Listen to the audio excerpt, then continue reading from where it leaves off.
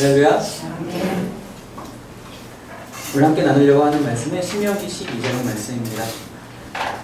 금요 예배 때 저희가 항상 계속 신명기를 보고 있는데요. 신명기는 여러분들 잘 알다시피 모세가 이제 고별 설교를 하는 거예요. 이제 모세가 이제 이스라엘 백성들이 출애굽을 한 이후에 요단강 앞에 와서 이제 가나안 땅에 들어가기만 하면 돼요. 강을 건너서 들어가기만 하면 되는데 그 건너기 직전에 이제 너희가 나 없이 저기에 들어가야 되는데 가서 어떻게 살아야 될 것인가에 대해서 다시 한번 이제 설교를 하는 것이죠. 이 신명기에서 크게 4개의 설교로 나눠지는데 저희가 금요일 때는 두 번째 설교를 같이 나눴어요. 그리고 오늘은 이 12장에서부터 세 번째 설교가 이제 시작이 돼요.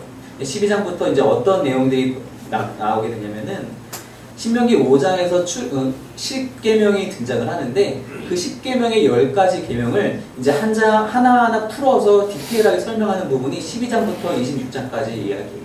그러니까 오늘 이 이야기는 첫 번째 계명, 즉 나 외에 다른 신을 내 앞에 두지 말라는 제1계명에 대해서 디테일하게 설명하고 있는 부분이 오늘 본문이 12장 말씀입니다.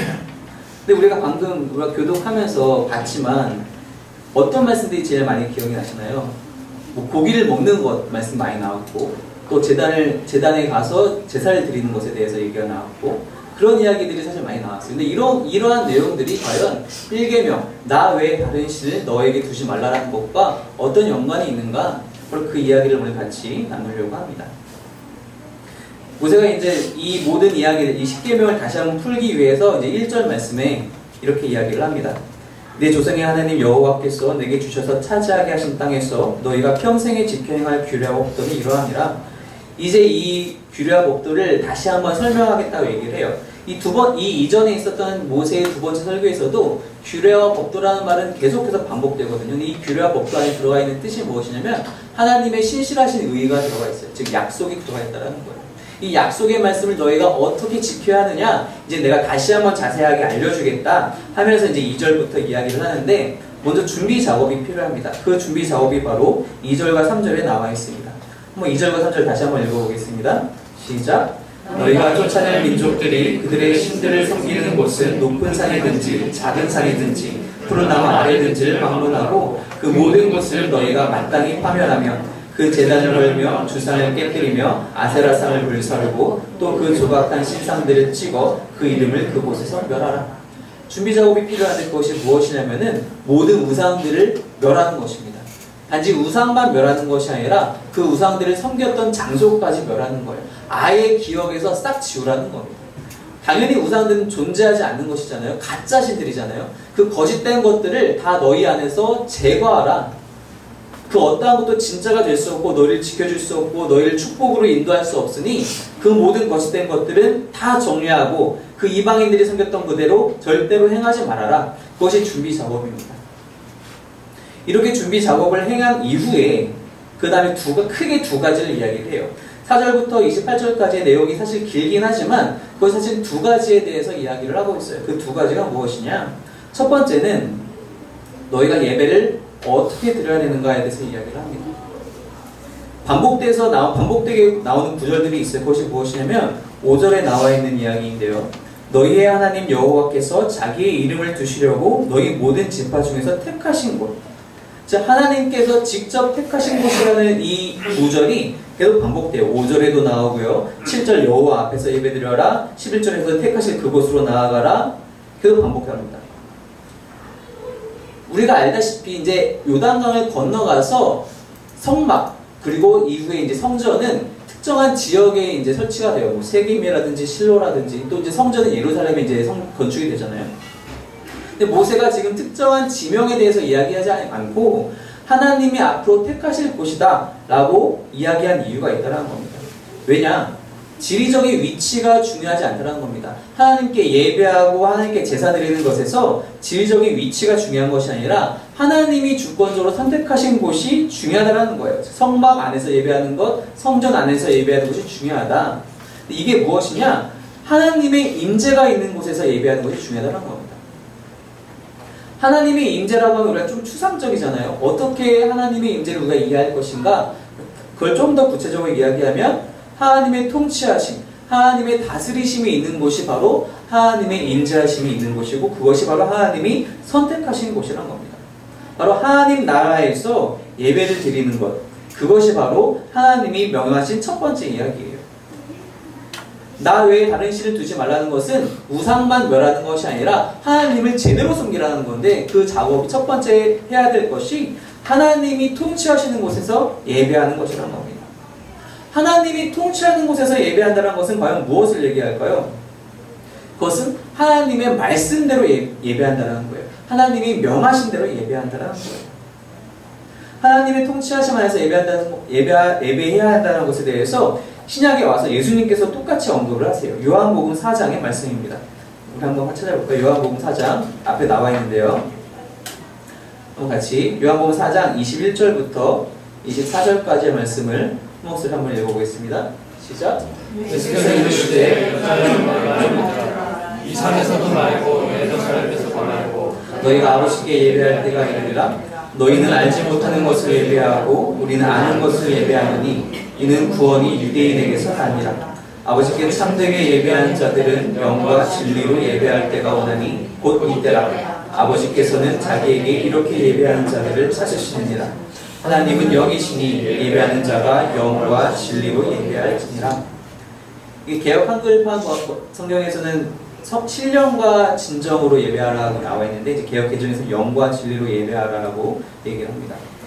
영과 진리로 예배한다는 건 무엇이냐? 영으로 예배한다는 것은 성령으로 거듭난 자들이 예배한다는 거예요. 아무것도 알지 못하고 예배하는 것이 아니라 말 그대로 성령으로 다시 한번 거듭나서 하나님 안에서 다시 중생한 자들이 진정한 예배를 드릴 수 있다는 거예요. 진리로 예배한다는 것은 무슨 뜻이냐? 예수 그리스도를 통해서 하나님을 알게 된 그것으로 말미암아 예배한다는 거예요. 예수 그리스도를 통해서 하나님이 어떻게 드러나셨습니까? 사랑으로 드러나셨어요. 당신의 아들을 주기까지 우리를 사랑하신 그 사랑으로 드러나셨다는 것이죠. 그 예수님께서 계시하신 하나님의 그 현실을 통해서 예배하는 것이 바로 진리로 예배하는 것이죠. 이렇게 영과 진리로 예배하는 것이 진짜 원한다는 거예요. 21절 말씀에 예수님께서 뭐라고 말씀하시냐면은 이 산에서도 말고 예루살렘에서도 말고, 이제 이스라엘이 북이스라엘과 남유다로 이제 솔로몬 이후에 갈리면서 남유다 왕국은 예루살렘 성전에서 예배를 드렸지만 북이스라엘 왕국은 다른 두 곳을 선택을 했어요. 그곳이 아닌 다른 곳을 우리가 예배를 드리겠다. 근데 거기도 다 틀렸다라는 거예요. 예수님께서는 거기도 틀리고 예루살렘도 원하는 것이 아니라 영과 진리로 예배를 드리는 것이 제일 중요한 것이다. 영과 진리로, 아까 말씀드린 대로 영은 성령으로 거듭난다는 얘기하는 것인데, 성령으로 거듭난다는 것은 바로 성령으로 충만하다는 것이고, 성령으로 충만하다는 것은 성령의 인도하심을 받아서 예배한다는 겁니다. 똑같은 이야기를 사도 바울도 또 얘기하고 있어요. 에베소서 말씀입니다. 에베소서 5장 18절의 말씀 함께 읽겠습니다. 시작. 술 취하지 말라. 이는 방탕한 것이니 오직 성령으로 충만함을 받으라. 성령으로 충만함을 받으라. 사도 바울이 술과 굳이 이렇게 같이 비유한 이유는, 술 마시면 술에 의해서 지배받게 돼요. 내가 나를 컨트롤하는 것이 아니라 술이 나를 컨트롤하게 돼요. 성령의 충만함을 받은 사람들은 내 의지로 살아가는 것이 아니라 성령님의 의지로 살아가게 된다는 것입니다. 바로 그것이 성령 하나님의 다스림 안에, 그 통치하심 안에 있다는 것이죠. 그 통치하심 안에서 예배드리는 것이 하나님이 원하시는 예배라는 것입니다. 즉 내가 원하는 방식대로 이렇게 예배드리면 하나님이 좋아하시겠지라고 나의 착각으로 예배드리는 것이 아니라 하나님이 원하시는 대로, 하나님이 명령하시는 대로 드리는 예배가 진짜 하나님이 원하시는 예배이고, 그것이 바로 하나님께서 택하시는 곳, 즉 하나님의 통치하시는 곳에서 드리는 예배라는 것입니다. 그럼 도대체 하나님께서 명하신 예배란 어떠한 예배인가? 그 예배는 바로 레위기에 나와 있습니다. 레위기 1장의 말씀입니다. 레위기 1장 1절부터 9절까지의 말씀, 우리 한 목소리로 같이 읽겠습니다. 시작. 여호와께서 회막에서 모세를 부르시고 그에게 말씀하여 이르시되, 이스라엘 자손에게 말하여 이르라. 너희 중에 누구든지 여호와께 예물을 드리려거든 가축 중에서 소나 양으로 예물을 드릴지니라. 그 예물이 소의 번제이면 흠없는 수컷으로 회막문에서 여호와 앞에 기쁘게 받으시도록 드릴지니라. 그는 번제물의 머리에 안수할지니 그를 위하여 기쁘게 받으심이 되어 그를 위하여 속죄가 될 것이라. 그는 여호와 앞에서 그 수송아지를 잡을 것이요 아론의 자손 제사장들은 그 피를 가져다가 회막문 앞 제단 사방에 뿌릴 것이며, 그는 또 그 번제물의 가죽을 벗기고 각을 뜰 것이요 제사장 아론의 자손들은 제단 위에 불을 붙이고 불 위에 나무를 버려놓고 아론의 자손 제사장들은 그 뜰각과 머리와 기름을 제단 위에 불 위에 있는 나무에 버려놓을 것이며 그 내장과 전파기를 불로 씻을 것이요 제사장은 그 전부를 제단 위에서 불살라 번제를 드릴지니 이는 화제라 여호와께 향기로운 냄새니라. 번제에 대해서 이제 모세가 하나님께 배우게 되고 그것을 이제 설명을 또 하는 장면이에요. 어떻게 예물을 드리느냐? 일단 제사를 드리려는 사람이 그 예물로 바칠 그 제물을 이제 소가 되었든 양이 되었든 염소가 되었든 데리고 나옵니다. 데리고 나올 때 3절에서 얘기하는 것과 같이 흠없는 수컷으로 데리고 나와야 돼요. 데리고 나온 다음에 데리고 나와서 그 뒤의 일들은 모두 제사장이 하는 것이 아니라 이 제사를 드리는 제주도 같이 참여해야 돼요. 어떻게 참여하느냐? 먼저는 안수합니다. 이 안수한다는 것은 자신의 죄를 이 제물에게 전가시키는 거예요. 나의 죄 때문에 제사를 드리러 왔지만 내가 죽는 것이 아니라 이 제물에게 죄를 전가시켜서 이 제물을 죽이는 것으로 나의 죄를 용서하여 주시옵소서라고 회개하는 거죠. 그렇게 회개한 이후에 그것을 가지고 각을 뜨고 즉 다 완전히 저며놓고 뼈를 다 가르고 해서 그것으로 다 온전히 하나님께 태워서 드린다는 거예요. 피는 다 뿌리게 되고요. 이것이 하나님께서 원하시는 모든 제사의 기준이 되는 방법이에요. 이 뒤에 나와 있는 다른 모든 제사 규정도 이것을 기초로 합니다. 근데 이것이 표면적으로 어떤 의미가 있느냐? 바로 가장 좋은 것을 정성껏 하나님께 드린다는 데 있어요. 흠없는 수컷이라는 것은 정말 당시에 이 유목민들에게 있어서는 가장 중요한 제사이잖아요. 이 수컷을 통해서 씨를 뿌리고 더 많은 가축들을 더 얻게 되는 것인데 그 흠없는 수컷을 바쳐야 돼요. 나와서 그것을 정말 정성스럽게 각을 뜨고 가죽을 벗기고 피를 뿌리고 얼마나 좀 귀찮고 지저분한 작업이에요. 하기 싫어요, 사실 웬만한 사람들은. 하지만 그 모든 것들을 나의 죄를 위해서 하나님께서 용서받기 위한 제사이기 때문에 정성껏 드려야 하는 거예요. 표면적인 의미가 바로 그렇습니다. 근데 이 내면적인 의미에는 어떤 의미가 있느냐? 첫 번째로는 아까 말씀드린 대로 전적인 회개가 있어야 한다는 것입니다. 안수에서 나의 죄를 전가한다는 것은 나의 모든 죄를 입술로 고백한다는 거예요.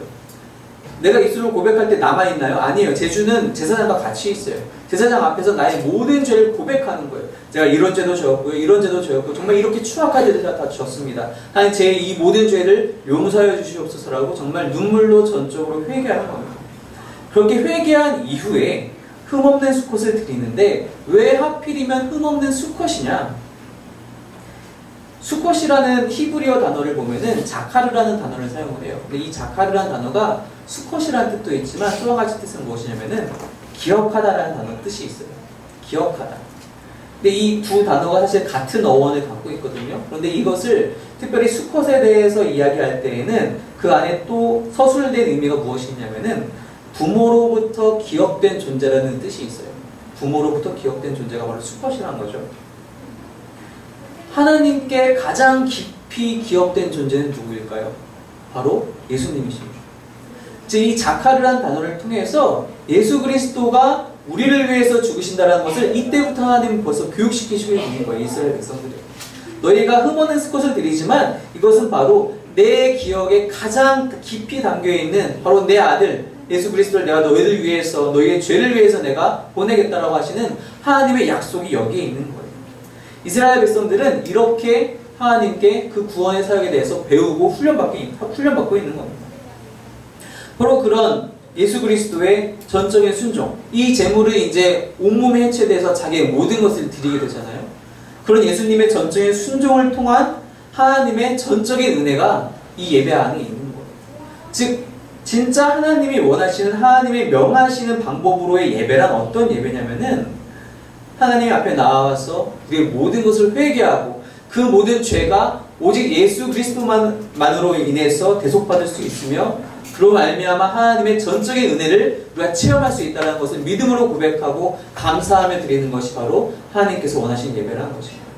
특정한 장소에 모여서 그냥 앉아있다가 순서에 맞춰서 찬양을 하고 순서에 맞춰서 기도를 하고 순서에 맞춰서 설교를 듣고 그리고 돌아가는 것이 예배가 아니라 날마다 이 예배 가운데서 내 모든 것들을 털어놓고 하나님 앞에 그 은혜를 구하는 시간, 이것이 다 예수 그리스도로 말미암아 이미 이루어졌다는 것을 우리가 믿음으로 고백하는 것이 하나님께서 원하는 가장 값진 예배라는 것입니다.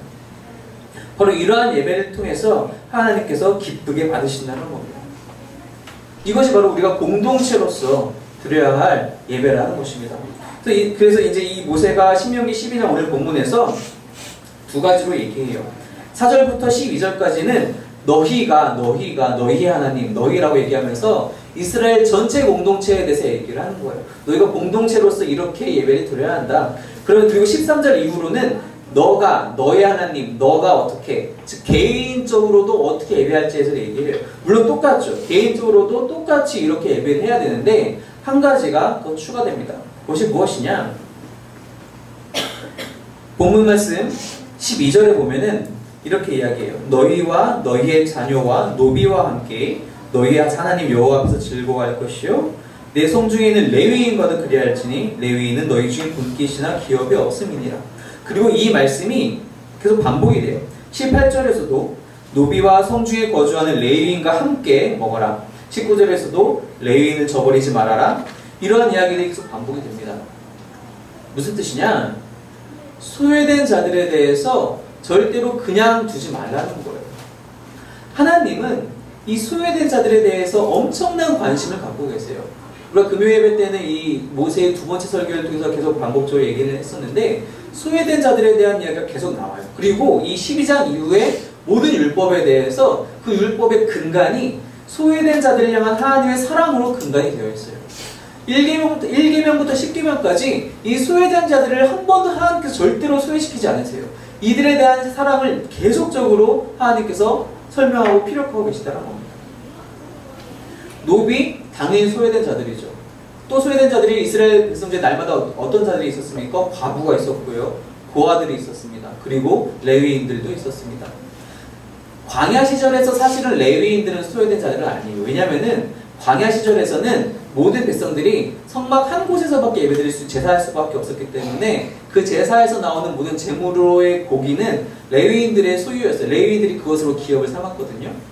그런데 왜 요단강을 건너가서는 레위인들이 소외된 자리가 되냐면은 레위인들은 땅을 분배받지 못해요. 다른 12지파들은 땅을 이제 요셉의 두 아들까지 포함해서 12지파들은 땅을 다 분배받게 되는데 레위인들은 그 지파들의 성들마다 다 흩어져서 살게 돼요. 그럼 이제 이 사람들은 다른 지파 사람들은 제사 드리기 위해서 예루살렘으로 가야 되는데 성전이 있으니까 그럼 예루살렘에 있는 레위인들은 그 재물을 다 같이 나눌 수가 있어요. 그런데 예를 들어서 뭐 유다 지파라든가 혹은 뭐 단 지파라든가 르우벤 지파에 있는 레위인들은 그래서 함께 누릴 수가 없는 거예요. 그렇기 때문에 그 지파의 그 지역에 살고 있는 사람들이 제사를 드리기 위해서 성막이 있는 곳, 성전이 있는 곳까지 올 때에는 자기들만 오는 것이 아니라 자기 성중에 있는 소외된 자들, 과부, 고아, 노비, 그리고 레위인들까지 포함해서 다 함께 데리고 오는 거예요. 다 함께 데리고 와서 그 제물로 드린 고기들을 함께 나누고 함께 즐거워하라고 이야기하고 있다는 것입니다. 그래서 7절 말씀, 오늘 본문 7절 말씀에 여호와께서 너희의 손으로 수고한 일에 복주심으로 말미암아 너희와 너희의 가족이 즐거워할지니라. 이 안에는 모든 소외된 자들이 포함되어 있다는 것이죠. 모두 함께 이 재물과 고기를 가지고 먹고 마시며 즐거워하라.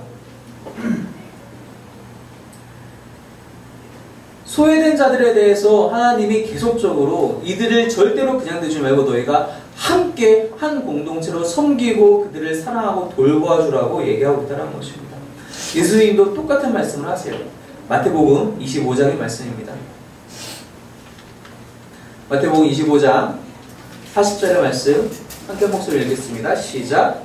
그들이 대답하여 이르시되 내가 진실로 너희에게 이르노니 너희가 여기 내 형제 중에 지극히 작은 자 하나에게 하는 것이 곧 내게 하는 것이니라 하시고, 지극히 작은 자들, 즉 소외된 자들에게 행하는 것은 예수님께, 하나님께 행하는 것이란 겁니다. 그들에게 행하지 않는 것은 예수님께 행하지 않았다는 거예요. 이 본문이 우리가 여기서 보진 않았지만 25장 45절에 똑같이 얘기하고 계세요. 그렇게 행하지 않는 것은 나에게도 행하지 않은 것이다. 그들에게 냉수라도 한 대접한다면 그것은 나에게 준 것이다. 예수님도 그렇고 하나님도 고난을 당하는 모든 개개인들에게 깊은 관심을, 깊은 사랑을 가지고 계시다는 것입니다. 이것은 이 구약 시대에 이제 가나안 땅에 들어가는 이스라엘 백성들에게만 주어진 것은 아니에요. 이것은 새 이스라엘로서의 교회 공동체와 그리스도인 우리 모두에게 동일하게 주어진 사명이라는 것입니다. 창세기 말씀 한번 볼까요? 창세기 12장의 말씀입니다. 창세기 12장 1절부터 3절 잘 아시는 말씀인데요. 함께 읽겠습니다. 시작. 여호와께서 아브라함에게 이르시되 너는 너의 고향과 친척과 아버지의 집을 떠나 내가 내게 보여줄 땅으로 가라. 내가 너로 큰 민족을 이루고 내게 복을 주어 내 이름을 창대하게 하리니 너는 복이 될지라. 너를 축복하는 자에게는 내가 복을 내리고 너를 저주하는 자에게는 내가 저주하리니 땅의 모든 족속이 너로 말미암아 복을 얻을 것이라 하신지라. 땅의 모든 족속이 너로 말미암아 복을 얻을 것이라. 땅의 모든 족속이라는 것은 그냥 민족만 얘기하는 것이 아니라 우리가 방금 나눈 대로 잘 살든지 못 살든지 건강하든지 건강하지 못하든지 모든 자들이 함께 포함된다는 거예요. 아브라함으로 말미암아 모든 족속이 복을 얻게 된다는 것입니다. 그래서 하나님께서 이 약속을 어떻게 성취하여 가시냐면은 일단 아브라함을 먼저 부흥하게 해주세요. 아브라함으로 말미암아 큰 민족을 이루게 해주세요. 그래서 이 아브라함의 후손이었던 이스라엘 백성들이 출애굽을 하면서 수백만 명으로 나오게 되잖아요. 그렇게 수백만 명으로 회복된 이후에 이렇게 부흥된 이스라엘이 하나님과 한 번 더 언약을 맺게 되는데 그것이 출애굽기 19장에 나오게 됩니다. 출애굽기 19장 5절과 6절 말씀입니다. 함께 읽겠습니다. 시작. 세계가 다 내게 속하였나니 너희가 내 말을 잘 듣고 내 언약을 지키면 너희는 모든 민족 중에서 내 소유가 되겠고 너희가 내게 대하여 제사장 나라가 되며 거룩한 백성이 되리라. 너는 이 말을 이스라엘 자손에게 전할지니라. 너희가 내게 대하여 제사장 나라가 될 것이다. 제사장 나라가 된다는 것은 내가 너희만 사랑할게, 다른 애들 다 버릴게가 아니에요. 내가 모두를 사랑할 것인데 너희를 특별히 사랑해서 너희를 사용하여 너희를 통해서 다른 민족들이 나와 만날 수 있게 하겠다. 이것은 복이면서 약속이면서 동시에 이스라엘에게 주신 사명이라는 겁니다. 즉 이스라엘 백성들은 앞으로 살아갈 때에 가나안 땅에서 살아갈 때에 그냥 자기들만 잘 먹고 잘 살고 살아가는 것이 아니라 자기들을 통하여 다른 민족들이 하나님을 만날 수 있게끔 그런 제사장의 역할을 감당하면서 살아가야 한다는 거예요. 그런 사명을 살아가야 되는데 이들이 그러지 못했어요. 이들이 그러지 못하고 예배도 온전히 드리지 못해요. 지금 우리가 아까 앞서 신명기 본문에서 봤다시피 하나님께서 택하신 곳에서만 예배를 드려야 되는데 이들은 그러지 못해요. 그래서 남북이 갈리면서 예배 장소가 바뀌게 되죠. 그리고 실제로 남유다 왕국도 예루살렘에 있다고 해서 예루살렘에서만 예배드리지 않았어요. 히스기야와 요시야 왕 때 잠깐 성전에서만 예배드렸지 그 전에는 솔로몬이 엄청나게 많은 성단들을 지어놨고 다른 곳들에서 다 백성들이 각자 알아서 예배를 드렸어요. 그렇게 되니까 어떻게 됩니까? 다들 가나안 땅에서 쫓겨났죠. 북이스라엘도 아수르에게 멸망하게 되고 남유다 왕국도 바벨론에게 멸망당해서 끌려가게 되잖아요. 명령대로 사명대로 살지 못하니까 그렇게 다 모든 복들이 다 철수된 거예요. 그 사명을 감당하지 못했기 때문입니다. 근데 이 사명이 이스라엘 백성들이 이렇게 잘 지키지 못하니까 결국에는 어디로 넘어오게 되느냐? 바로 새로운 이스라엘에게 넘어오게 됩니다. 그것이 바로 예수님께서 세우신 12제자들이고 그 12제자로 말미암은 교회 공동체 영적인 이스라엘로 넘어오게 된다는 거예요. 마태복음 28장 말씀입니다. 마태복음 28장 20절의 말씀, 예수님께서 승천하시면서 지상명령을 내리시는 장면이죠. 20절 말씀 함께 읽겠습니다. 시작. 내가 너희에게 분부한 모든 것을 가르쳐 지키게 하라. 볼지어다 내가 세상 끝날까지 너희와 항상 함께 있으리라 하시니라. 너희에게 분부한 모든 것을 가르쳐 지키게 하라. 분부한 것이 무엇입니까? 예수님께서 분부한 것이 예수님의 계명, 바로 사랑의 계명이잖아요. 하나님을 사랑하라. 내 이웃을 사랑하라. 소외된 모든 자들을 사랑하라. 그렇게 너희의 사명을 감당할 때에 너희로 말미암아 하나님의 나라가 회복되고 확장될 것이다. 그러지 못하면, 그 사명을 감당하지 못하면 우리 역시 하나님의 나라를 하나님의 백성으로 살아갈 수 없다는 것입니다. 아담과 하와도 명령을 어겼어요. 에덴 동산에서 쫓겨나게 됩니다. 이스라엘이 명령과 사명을 어겼어요. 가나안에서 쫓겨나게 됩니다. 우리 역시 이 사명을 감당하지 못하면, 이 사랑의 사명을 감당하지 못하면은, 이 소외된 자들을 우리가 돌보지 않게 된다면은 하나님 나라의 백성으로 살아갈 수 없다라는 것입니다. 하나님 나라는 절대로 우리가 죽어서만 가는 곳이 아니에요. 이미 하나님 나라는 이 땅 가운데 왔어요. 예수님께서 때가 참에 하나님 나라가 벌써 천국에 가까웠다라고, 회개하라 천국이 가까이 왔다. 이 헬라어에서는요, 가까이 왔다는 뜻이 오고 있는 중이다라는 뜻이 아니에요. 이미 왔다는 뜻이에요. 이미 내 옆에 가까이 왔다는 뜻이에요. 하나님 나라는 이미 왔어요. 예수님을 통해서 이미 왔습니다.